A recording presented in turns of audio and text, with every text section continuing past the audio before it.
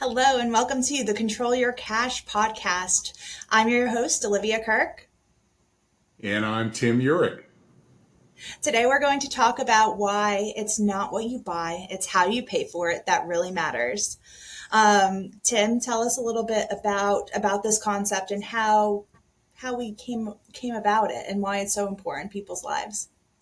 Well, it's interesting because let's face it, everybody thinks they're using their money in the most efficient and most effective way because they're following conventional wisdom. But what they don't realize, and what I didn't realize, is that, you know, we've been trained by the financial institutions, by the government, by the large corporations we're dealing with to use money in a way that benefits them. And more importantly, it's to our detriment. So as I started realizing this, I figured that, you know, maybe it's not what you buy. Maybe it's how you pay for it that is holding you back from reaching your full financial potential. So that's pretty much how I sort of discovered this by accident. Yeah, absolutely. And it's so true that everything we buy is financed, whether we pay cash or financed traditionally through a credit card or a bank. But what people tend to forget and don't realize is that our cash has a cost, as in, if we spend down that cash, that account balance, whether it be draining an investment account, draining our savings account, whatever it is, we're giving up opportunity cost on that money. And that opportunity cost also compounds, right? So we have, the interest we could be earning on our money now, but also the interest that we could be earning on that money in the long term. And that's money that we could never recapture. So, if you have a major capital purchase to make and you have the money in your bank account, how tempting is it to just drain down that bank account to avoid the finance costs? But what people don't realize, and it's easy not to realize because there's no price or no interest necessarily on our savings account. So you don't see the interest that you don't earn. Yeah, and that's one of the things we always tell people is you'll never see the interest you don't earn. And it's funny because everybody obsesses over the interest they're going to pay on a loan, whether it's a car loan or a mortgage. A lot of times when you see the HUD sheet and you get when you're buying a house and you're like, oh, I'm buying a $200,000 house and I'm going to pay $435,000 in interest. I'm paying more in interest than the value of the house. Well, yeah, that's true. But the answer isn't to pay cash, because if you paid cash for a $200,000 house, you probably would be out $600,000 total, which would be like $400,000 of interest that you could have earned. So, you have to look at the numbers. And I think that's really the point. Again, it's not what you buy, it's how you pay for it. Yeah, and the numbers are actually pretty tricky once you look at them because um, the banks know how the numbers work. That's their job. That's how they make money. but Well, every that's their business, right? Yeah, yeah, absolutely. And you don't logically in the human mind, you don't think, oh, if I have money sitting in an account earning 4% and the bank wants to charge me 6%, obviously like I'm not earning as much money on this pool of money. So I'm going to drain it down to avoid that 2% extra interest that they're charging me. But there's a big difference between compounding interest, growing money on a large balance, a growing balance versus amortized interest where we're paying interest on a decreasing balance. Yeah. And so that concept of the difference between amortized interest versus compounded interest is bedrock in the foundation of what the banking industry is all about. And it's something, if you don't fully understand the implications of amortized versus compounded interest, you're probably going to be making some bad choices, only because your fear is that you'll be paying interest. And we joke, but it's sort of like a caveman. uh, compound interest good, amortized interest bad, and it's not that way. But anyway, again, that's something that once you understand this concept, the decisions you're able to make, you're going to make them with much greater clarity, and you're going to make much better decisions. You're going to position yourself, your family, or your business to take advantage of whatever the economy or the government or the financial institutions throw at us, which I think is a good segue into some of the data that we pulled up doing some research recently. So think about this. Americans are being squeezed from every direction. Inflation is up, savings is down, our access to cash or capital is running out. And what we're seeing are some really troubling trends. First and foremost, that consumer debt, according to the New York Fed Q4 household credit report, was up over $16.9 trillion, which was up 2.4% from Q3 of 2022. That was a record. Credit card balances reached over $986 billion in Q4. That was up, get this, 6.6% from Q3 of 2022. Now, the Q2 report came out for 2023. Credit card balances in America are over $1 trillion. This was the highest quarterly growth ever. So let's face it, things are getting bad, and it looks like it's probably going to get worse. Now, on top of all of that, according to a MetLife survey of small business owners, 50% of small business owners see inflation as the greatest challenge, and that was up 31 points over 2021. But worse than that, a whopping 71% of small business owners think that the worst is yet to come as it relates to inflation. So, they're saying, the government's saying, oh, inflation's down, we're taming inflation. Yeah, I don't know about that. It Olivia, I certainly think doesn't feel like it. right. Every time you go to the grocery store, every time you fill up your gas tank, the cost of college, the cost of housing, everything is almost out of reach. Now, Olivia, I think you had some interesting information about this pending United Auto Workers strike Oh, and yeah. what effect that's going to have.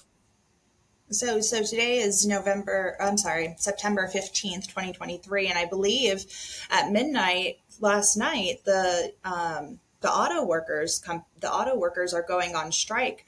And there's such detrimental effects that are going to come downstream to the consumers ultimately, in the form of lost jobs all across the country, in the form of, we're not only affecting the three car companies that are going on strike, but also all of the other people in the supply chain, whether it be parts, whether it be the people who make the radios for the car companies. This strike could have the effect of hundreds of billions of dollars in just a short time on the American economy. And that's not to mention that the student loans are coming out of forbearance. I think that's going to have a huge effect on our economy, right? Because all the millennials, if they stopped paying, and I majority of them did stop paying back their student loans, it was like we got a raise, because that cash flow is no longer coming out of our pocket to go towards student loans every single month. Instead, it's going towards our lifestyle. We bought new cars, we bought new houses, we bought whatever we want. We have an increase in cash flow. We got a raise in essence. And our cash flow is about to be pinched, right? On top of inflation and on top of rising interest rates, on top of the cost of housing and gas and food going up. Now we have to start paying a large chunk of our paycheck back towards the student loans that we put off for 3 years now. That's going to hurt because we all know that our incomes aren't necessarily rising enough to even keep up with inflation. Add on the credit card debt that we just mentioned is on the rise, right? Because the cost of living, it's really a compound and snowball effect that this is having on our cash flow. And that's why it makes so much sense to make that cash flow as efficient as possible. And it's more important to do that now than ever. Yeah, and that's such a good point, right? So just getting all of that data and looking at it, what does it mean? Okay. So, because think about it, they're reporting that, hey, the economy is healthy, it's getting stronger, we're having all this record growth. Well, where's the money coming from? Right? So now you got to sort of dig deeper and read between the lines and read the tea leaves and what's going on there. Well, yeah, people are using the money that they were paying towards college debt. Now they're using that for their lifestyle. And the old saying stands true: a luxury once enjoyed becomes a necessity. So now when student loans start up again in a few months, or actually it's in November, right? So, a little over a month. Wow, that's going to be a pinch. That's why credit card debt is up. People are, the economy might be growing, but where's the money coming from? Well, it's coming from credit cards. So, continuing with some of the data, 66% of Americans worry that a recession is right around the corner. That's up 48% from a little over a year ago. Now, how does this whole thing manifest, right? It manifests in it causes stress, and stress affects our health. It affects our relationships. So the incidence of heart attack, stroke, cancer, kidney disease, depression, suicide, all these markers are up. On top of that, what is it doing to our relationships? What is it doing to the incidence of divorce is up. What is it doing to our ability to do our jobs and our ability to run our businesses? So every splash out there has a ripple. And again, Olivia, as you had said earlier, that's why it's more important than ever to make sure that you're using your money properly. We're not saying don't make the purchase. What we're saying is make the purchase in the way that's most advantageous to you. And that will give you more control. And again, we feel so out of control in so many aspects of our lives. This will give us a little control in an area that, quite frankly, is probably one of the most important areas, because if you're out of control in your finances, that causes stress and worry, and that creates issues in every other aspect of our lives.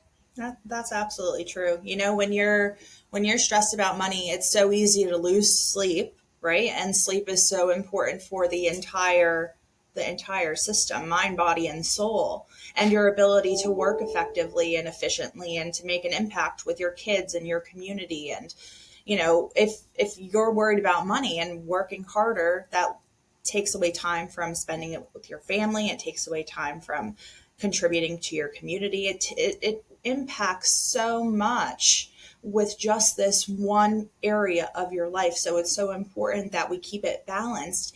And the way that we talk about doing that is by being in control of your cash flow, giving away as little of your cash flow on a monthly basis as possible and regaining control of that finance function wherever possible.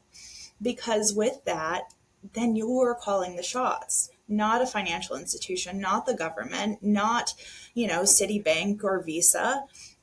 These principles, can also have a ripple effect in the opposite way. By controlling your cash flow, by making your cash flow more efficient, you could live a more worry-free life because you're calling the shots. Yeah, that's so important. And that's one of our key themes with where how we help our clients most is in regaining control of their money. And so how does this happen, right? And I think, think of what we're up against as individuals. We're up against the marketing machines that are financial institutions, the propaganda machines of the government, large corporations. They're conditioning us to accept as normal things that really aren't normal, things that are advancing their interests and basically holding us back, again, to our detriment. So we can't get ahead financially. How many people do we talk to on a weekly basis that are saying, I'm making good money, but I just don't feel like I'm getting ahead? They're all financially stuck. And it's so easy to get into that when you're following all of this conventional wisdom and doing it the way that everybody else is doing it. And that's where I realized back in 1993, I was doing very well and I was stuck. I was living pay to pay. And how many people, you know, Olivia, we had that one client, he was a surgeon, is a surgeon, making $800,000 a year, and he couldn't take his family on a vacation to Disney without putting it on credit cards and paying it off over a 3 or 4 year period. Now, come on, it's not the amount of money he was making that was holding him back. It couldn't be.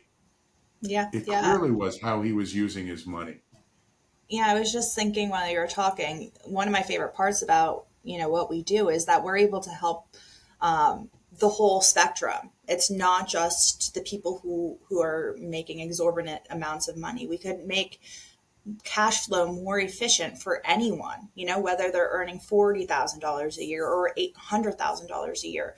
But the key is a lot of people think and have the belief that I could out earn my problems. If I just earn more income, make more sales, get a better job, my problems are going to go away and I'll be financially free. But we know from experience with people on every scale of the spectrum that if you don't make your cash flow more efficient, those problems are going to continue to grow and compound as your income does.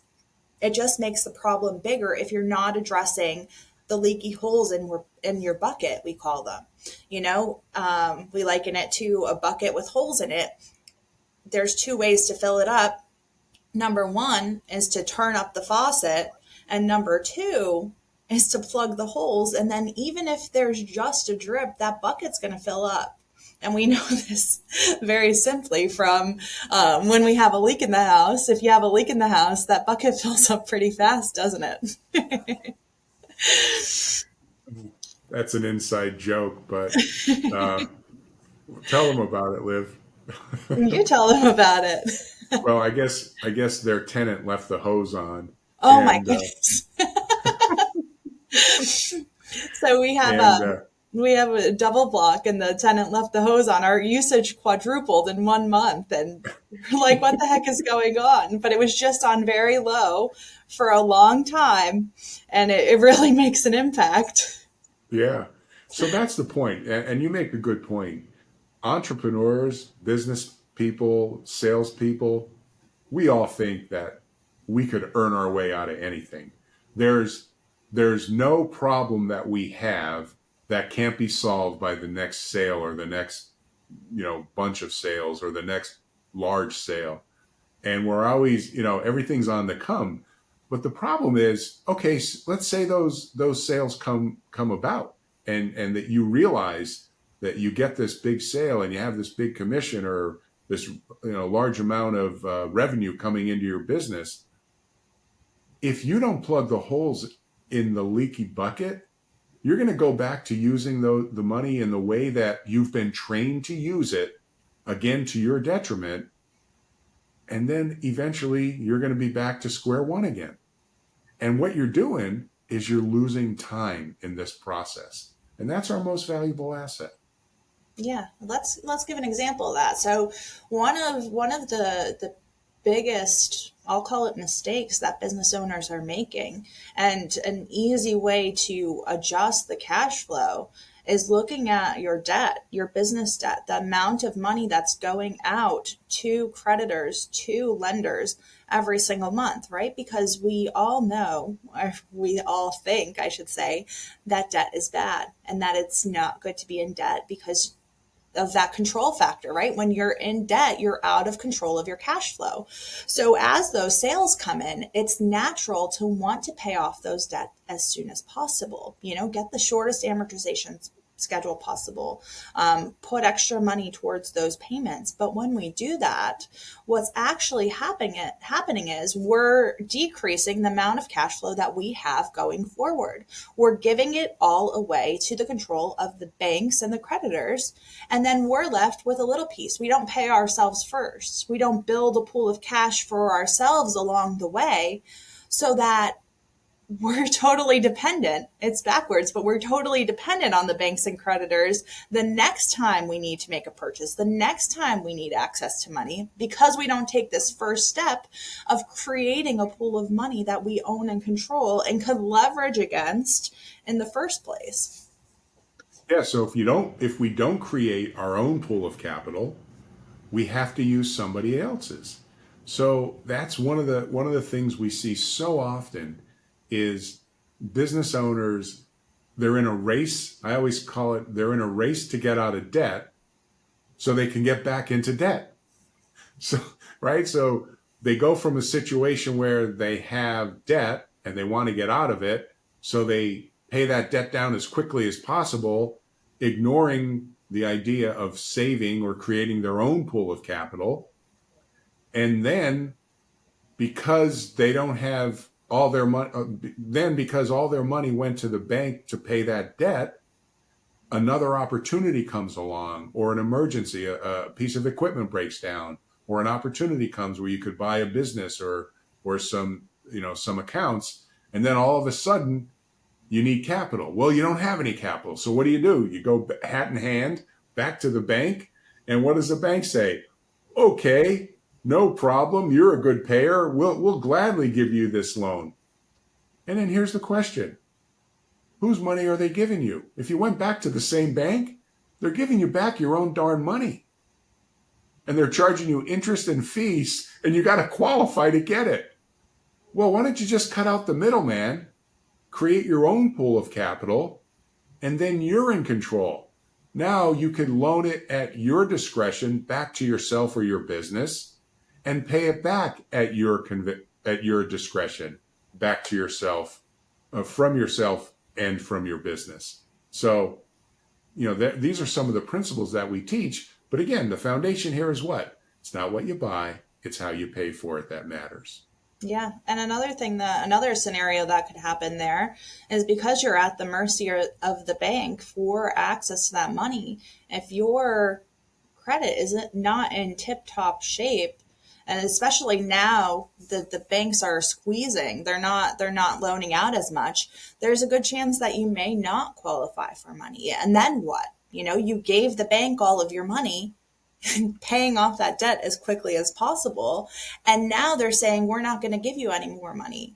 And then you're kind of really stuck because you're not able to grow and expand and continue on your financial journey in the way that you want it to. And that's not a good situation either.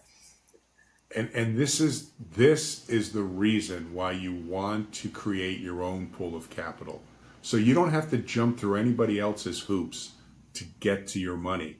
Because think about this, when the economy slows down, if the economy slows down, what have you, what's going to be the first thing that dries up for a business owner? What's going to be the first thing that dries up for an individual? Isn't it going to be your access to banks, capital, or to money? And we're seeing that now, right? Interest rates are rising. So it's going to cost more to buy a house. And now you have to either buy less of a house or not qualify for a loan. So all of a sudden your choices are narrowing. But again, think about it. If you had your own pool of capital, you don't have to play by the bank's rules. Now you're in control. You can go to the seller who, let's say you're looking at buying a house. You can go to the seller and say, hey, 250, I can give you 225 cash, take it or leave it. And if, again, you have to be willing to walk away from that deal. But if that's the case, now you let them make the decision as to whether or not they want to accept your offer. And again, if you're willing to walk away from the deal, who's in control, you or them? Well, obviously it's you. Yes, absolutely. And those things that we believe are moving us forward financially are actually designed to move financial institutions and the government ahead financially, because they have a livelihood to think about as well. They have a bottom line. But if you're ready to increase your bottom line and increase cash flow for your family and your business, be sure to check out our website at tier1capital.com. You could schedule your free strategy session today. We'd be happy to speak with you one-on-one about how we could make your cash flow more efficient, how we can move your family, your business forward financially, not just now, but for generations to come. Thank you so much for joining us today on the Control Your Cash podcast. We look forward to seeing you in our next episode. Be sure to subscribe wherever you listen to your podcasts. We'll see you next time.